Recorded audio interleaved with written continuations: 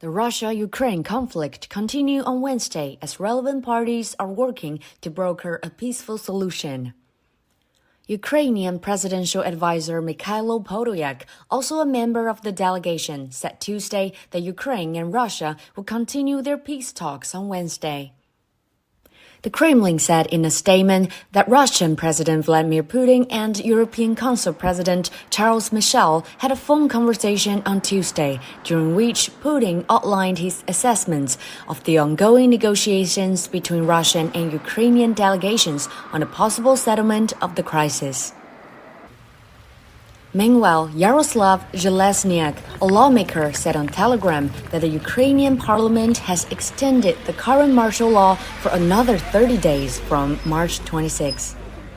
Kyiv imposed martial law after Russia launched a special military operation against Ukraine on February 24th.